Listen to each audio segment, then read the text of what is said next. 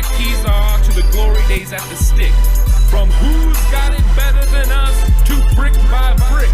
It's always the 49ers way, from off-season to game day. Yeah, we talk back. It's the 49ers Cutback.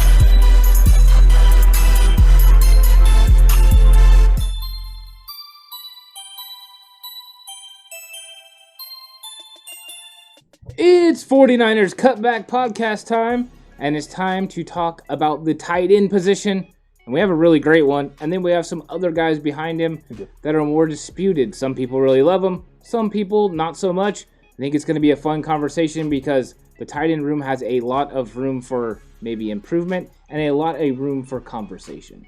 I love tight ends, guys. I love them so much I'd like to record the episode twice. It would be awesome. It would be awesome. I like that. I wish we could do it twice, too.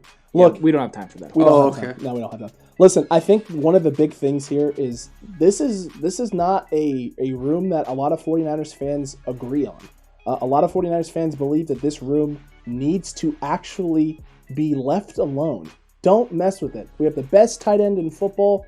Ross Dwelley is incredible in and of his own right. And it doesn't matter after that because, in all honesty, you have George Kittle. Stop talking about the tight end room. Yeah. We think we disagree with this, and we want to break this room down and talk about it and really dive into it because I don't see the problem with upgrading, especially if there needs to be an upgrade. So like the video right now, hit that subscribe button, comment away what you think before we get into the breakdown, and then let us get into it because we got a lot of good info here for you. You guys don't think depth is important? What happened with our depth at quarterback last year? Depth is always important, and improving that depth is something that every team strives to do because it's about putting together the best 53-man roster you could possibly put. Accurate. Why wouldn't you get better if you can? I think that is always the thing that every team is striving for and trying to do, and we're going to talk about that right now, which is fun. But first we have to talk about the greatest tight end in the NFL, George Kittle, because you can't start the tight end position without talking about him because he really does set the tone for the entire offense. Everything he does, from the way that he catches the ball and runs after the catch to the way he blocks, like on that play that you just witnessed, he really does set the tone not only for the run game but the pass game. He does everything really, really well. Elite, in fact. We talk about it with Fred Warner as far as he does a lot of things elite. George Kittle does a lot of things elite. And just the intangibles of how he inspires his team to play well. Something is special about George Kittle when he catches the ball, breaks a tackle, gets downfield, gives the signal, as you said, letting everyone know there's no fear. And that right there gets this team going. And when it does, the team feeds off it and they start making plays. Deebo Samuel feeds off of it. Raheem Mostert feeds off of it. This offensive line will feed off of it. Jimmy Garoppolo especially feeds off of it. And that is what turns this team into being not just a good team, but an absolute great team because of inspired play by guys like George Kittle. Yeah, I'm just going to give it to you honestly. To me, George Kittle is the best player in football, not just the best tight end. I like it. He's probably the best player. And the reason for that is there's no weaknesses to his game. He can, as you see in these clips, he's a good possession receiver. He beats all-pro cornerback Stephon Gilmore on an out route for a 15-yard first down catch. He catches this one over the middle and pulls away from the Raiders defensive backs for 70 yards. There's the one, I didn't even put it on here, but the one against the Packers, the play action bomb for 60-plus yards for a touchdown where no one's near him. Mm-hmm. He's blocks like this up when he's blocking straight ahead. I mean, he buried Ricardo Allen and was pointing at him and laughing while he was blocking him. There's the play you'll see in a minute where he pulls out to the right, has to block the Packers, one of their inside linebackers, number 93, in space, and just buries him, sends him home like Michael Orr. And then on this play right here, I think this play is the epitome of George Kittle. It is. He's That dragging right there. people. Because, one, it's an important play. It's 4th and 2. They're losing with only like 40 seconds left. He says, give me the ball. They get him the ball. Not only does he get the first down, he makes a big play that wins the game. And that's the epitome of George Kittle. Doesn't matter how hard he has to work. Here's the play where I was talking about his blocking. I mean, that's not a corner. That's a 250, 260-pound linebacker. Yeah, it's impressive. That he just is burying right there. So, I mean, There's plays in that Packers game, by the way, I meant to say something about earlier. Mm-hmm. He comes in motion, and Zadarius Smith over there is so tired of him motioning, coming back and kicking him down, that Zadarius Smith starts to cut him when he comes to block him. Because he can't do anything. Mm-hmm. Because Kittle is just dominating him at the point of attack. For people that really understand football, you know how ridiculous that is that if you're a defensive end, getting beat up by a tight end so bad that you're having to cut them or grab grass or whatever term you used to keep from getting blown backwards and creating a hole. And that's the type of player Kittle... To me, Kittle is a all-pro tight end just as a blocker. That's fair. Then he's an all-pro tight end if he could only do the receiving. So you take them both. And he's the best player in football. Listen, I love that take a lot, and that's a take that not a lot of people will have because... Okay. You know, they're gonna say there's other things maybe, or there's more important aspects of the game. There's nothing more important than what George Kittle adds to this offense. He opens up the run game. He opens up the pass game. He can be a deep threat shot downfield. He can be a short intermediate target when you need him to be. He can be a possession guy when you need him to be. And the best part is about George Kittle, you can get him the ball in open space, and the physicality that he plays with, he can bully his way to bigger plays and bigger opportunities. He can outrun secondary and second level guys. That clip against the Arizona Cardinals where he basically throws Budda Baker to the ground and then outruns the rest of the Arizona Cardinals secondary into the end zone is one that stands in my mind and it flashes. That one against the Raiders, I can tell you what, George Kittle I thought was really good when we got him this season. That catch really opened my eyes to, holy crap, where did we draft this guy again? How did this guy fall into the 5th round? How did no one notice this? This is special levels of talent. NFL players aren't making plays like that every day. Tight ends are definitely not making catches like that in everyday NFL spaces. This guy, one-on-one against Stephon Gilmore, he can do it all, and he does it all great. Better than everyone else does. He does it at the level of a wide receiver, and that's what makes George Kittle so special and so unique. He plays like a wideout, but he is 100% a bona fide tight end. Yeah, and how many tight ends do you see running fly sweeps? None. And all those motions that he runs, nobody does jet motions and stuff with their tight end the way that the 49ers do with George Kittle. And you have to respect it because if you don't, he's going to get around the outside and he's going to make a play. He's a positionless player that plays tight end. I mean, that's really what it is. He can do it all. He beat Gilmore. He can do it all. And that's why he's a matchup issue, a matchup problem. And if he lines up in line, good luck. He's probably going to put you on your back. And if you're a linebacker, get ready because he's probably going to dominate you. His angles that he takes on blocks, one of the best in the league, if not the best from a tight end position. Yeah. He's fantastic. He's really just a fun watch. And he makes the game exciting, and he makes 49ers football exciting. To go from that right there now, gentlemen, best potential player in football to Ross Dwelley. Yeah. Who is a solid guy. He is. Solid guy for sure, but not the best player in football, not the best tight end on this roster, but he is a fundamentally sound guy. He's a technique guy, right? He can do the things you need him to do. He also has help from Trent Williams there, which is you love to see that. But he's a guy who can put himself in the right positions. He doesn't always make the best block, but you know what he does do? He gets you the little space that you need. Technique-wise, he is solid. He can be in the right spot. He can shield guys off from lanes. He can open up and create holes for Raheem Mostert right here like he does so that Raheem Mostert can get to second level before a second guy gets him. And we all know what happens if you can get a guy like Raheem Mostert into second level. If Raheem Mostert gets to second level with not a lot of guys touching him, it's going to end up being a big play or a really solid game for the 49ers run game. Yeah, it's big time. With Ross Dwelley, he's a very solid player all around. I don't know that there's one part of the game that he excels at, but he's very solid. His blocking his technique is solid. He's not the biggest, strongest guy, but you can definitely tell, especially being he went to college as a receiver, that he's put a lot of work in on his technique. You can see it. And then for receiving, he's not going to catch that slant like Kittle and take it 70 yards. But if you leave him open, he will catch the ball. He will make you pay. And he has the one play on here where he catches it and fights his way into the end zone. He's going to catch the ball. He's going to run hard. He's a high effort player that plays with good technique, is the way I would describe him. I would much rather Ross Dwelley be my third tight end than second tight end, but I do think he's a solid NFL player. That right there is what I'm talking about as far as high effort.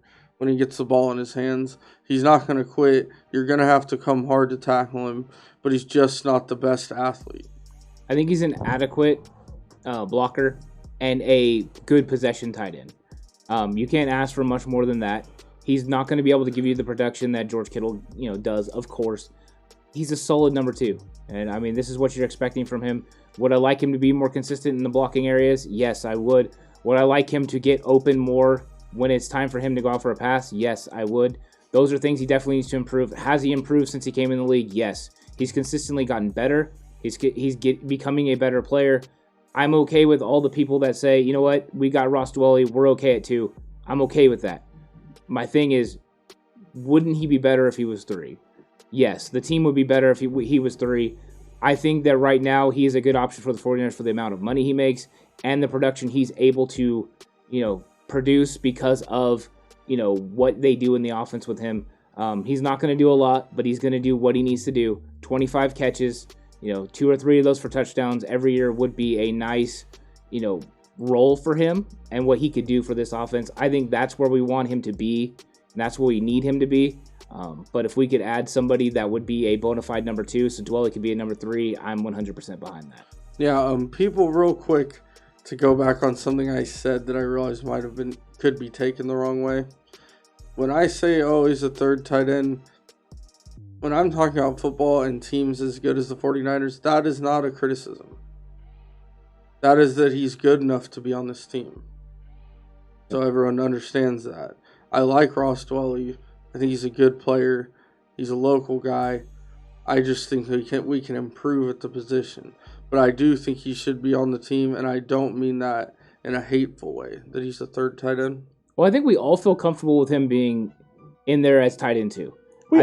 I think where we start having questions is when George Kittle goes down, which is almost inevitable every season, that he's going to miss a couple games because of the style that he plays, and that's what we love about him. But we don't really want Ross Dwelley taking snaps as tight end 1. So improving the backup so that way when Kittle is out, we have a better tight end 1, like we did last year with Jordan Reed, is something that I think we would all enjoy, be happy with.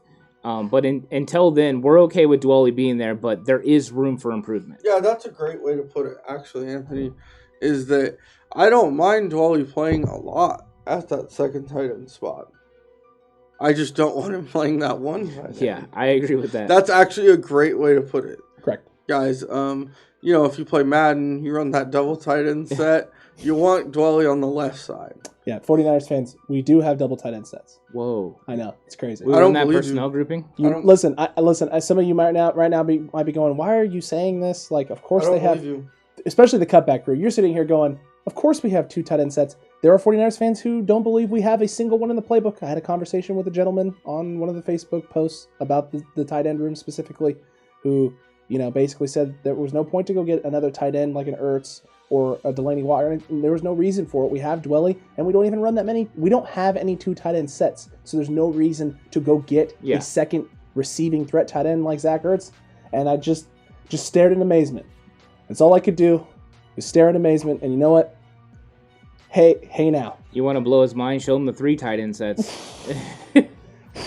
You can't have that many tight ends on the field. Is that legal? Yeah, you can't have that many tight ends on the field, right? Because where's your receiver going? You could have 4 tight end sets. It's crazy. I think George Kittle would love that world of 4 tight end sets. Would be what if you have a 5-back? You could have a 5-back horse. Yeah, that was a huge argument at one time. Yeah, and then the third guy I think is going to be a big topic of conversation because Charlie Warner, I think we all understand what he was supposed to be coming out of college. He's supposed to be a blocking tight end to take over for Levine Toilolo.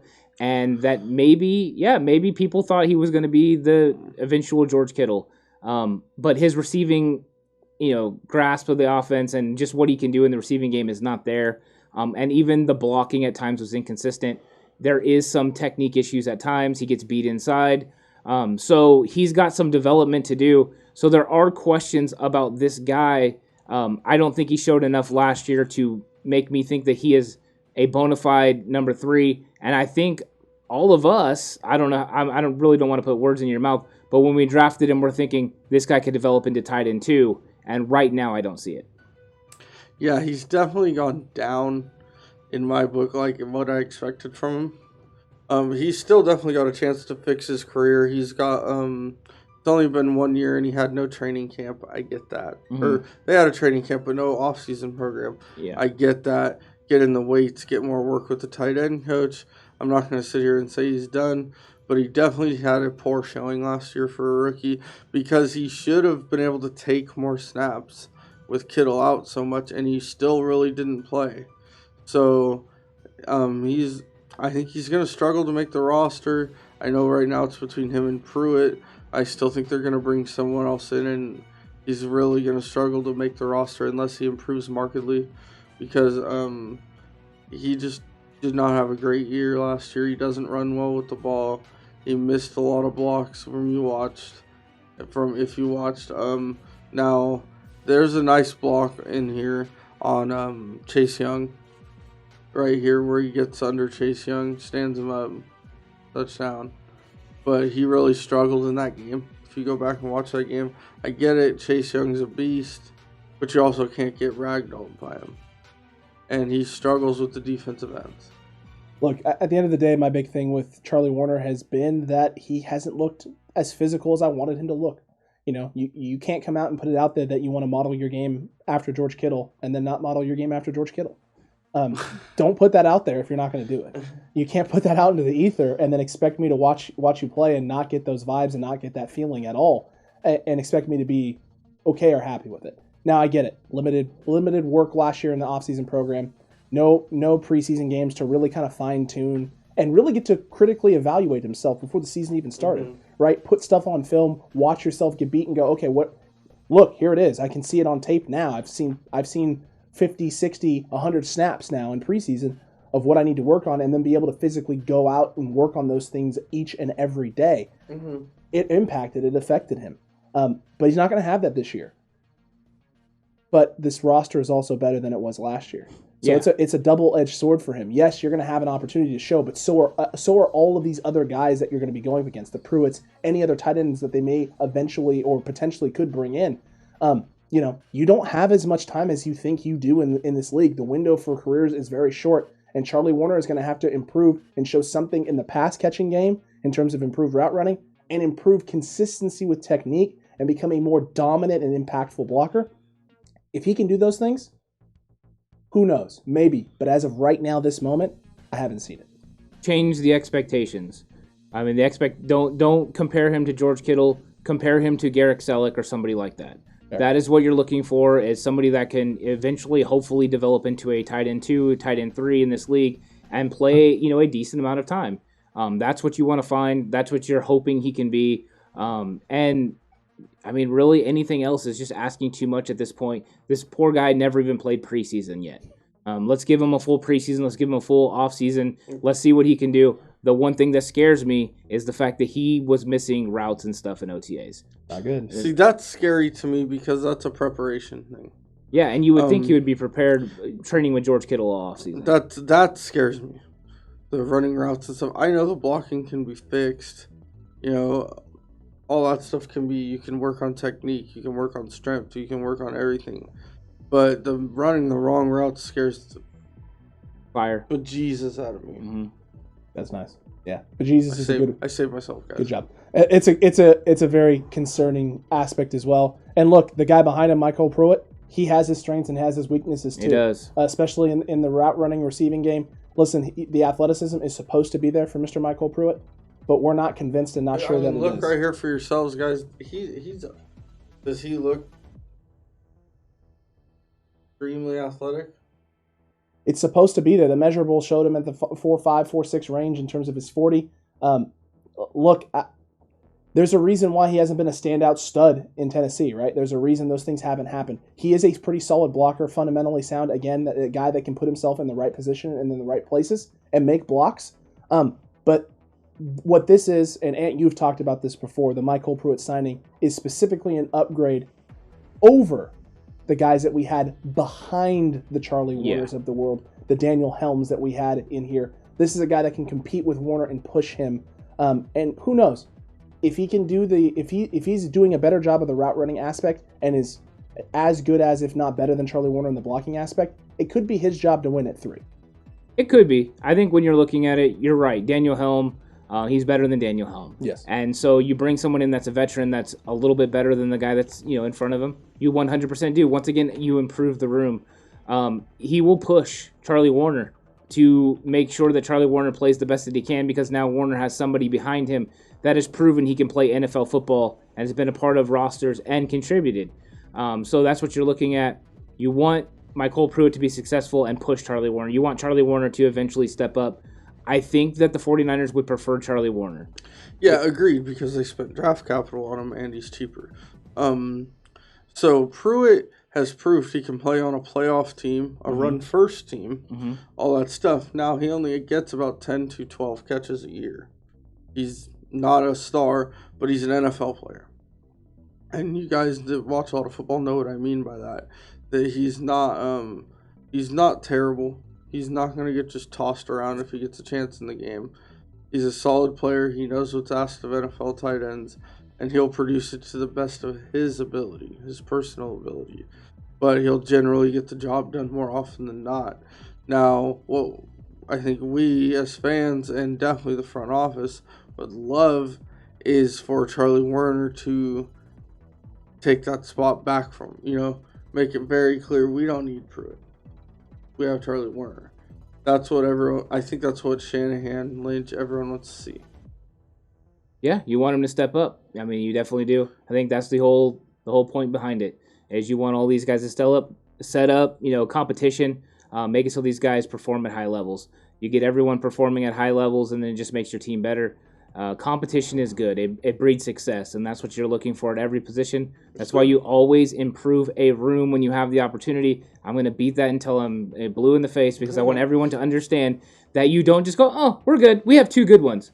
Well, guess what? You don't stop if you could have 3 good ones. That's just the way it works. You always want more. You always push for the best 53-man roster you can get. So if you're looking at this tight end room and you think it is absolutely good to go, please explain to me how Charlie Warner is 100% good to go and how you are comfortable if George Kittle goes down with Charlie Warner taking Ross Dwelly's number 2 tight end snaps, and we can have a fun conversation about that.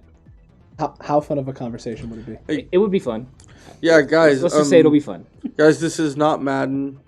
George Kittle could go down. He will miss plays. You mean to tell me you can't turn the injuries off? No, you cannot. Okay, darn it. I think they learned that last year. I always did. It made Madden funner. It did. But man, so you have to, anyone who's paid attention last year, you have to expect your backup to start games. Yeah. That's the way you have to look at it. Your second string guy, you have to expect him to get some first string reps in games. And I think you people that are, we have Kittle, we have this. You people. Oh, you people. Excuse me. Y'all fans that have, that, we have Kittle, I'm not worried. Except for when he goes down. And unfortunately, that happens every year because of his playing style. And I don't mean it negatively. Nope. I love George Kittle. I just called him the best player in the league. Yep. He did. He went convincingly. He went absolutely bold. He didn't say best tight end in football. He said best player in football. Look, better than Alex ever was. Fair. Let us know what you think about this tight end room down below. Are you with the Facebook stands and the 49ers groups? This tight end room is off limits. Don't talk about it. It's fine. Leave it alone. We got the best player or tight end in football in George Kittle, right? We have that man, Ross Dwelly, right there. He's solid. He's fantastic. I've heard Thanos talk about him all the time. He's incredible. Or are you in agreement with us? We got a great option at 1, the best option at 1 that you could possibly have in the league. At 2, you got a guy there that you're comfortable with, but it doesn't hurt, although Jalen Hurd is on the brain. It doesn't hurt to add more depth and make this room even better than it already is. We want to hear from you. We want to have this conversation. Comment away down below, and while you're down there, don't forget to like the video. Don't forget to subscribe if you haven't already. Make sure you join the Cutback crew today. It's a wonderful group of people. have wonderful conversations, and we're looking to grow this thing even bigger. Yeah, let's have a great conversation. Let us know who you think the 49ers are going to have at these 3 tight end positions from the guys they have. Are they going to bring in someone? Is it time for the 49ers to take a shot like the Giants have done, like the Jags have done? Is it Jordan Matthews' time? He switched to tight end, so maybe the 49ers could bring him in to play receiving tight end. Mm-hmm. Maybe that's a possibility, but come check it out. Join the Cutback crew today. Join the conversation. Leave all the fun stuff in the comments. It's a lot of fun. Yeah, we love it when you guys interact with us. It's a lot of fun. We want to know what different people think about different situations, because a lot of time we're near the same feeling, so we like to hear what other people have to say. There will be no disrespect given. We love opinions. We might argue back with you a little bit, but it'll all be in fun. Yeah, and the live chats are lit on our premieres. Yeah. All 3 of us enjoy being in there and having a good time, conversating with people. It's a blast. You should make sure you're there. Great conversations every single time. Videos premiere. The live chat is up. Be a part of it. And until next time, 49ers fans and the Cutback crew, you stay safe. And remember, the right way is always the 49ers way. I have to disagree with you, though, on that, Horse. I disagree with us all the time.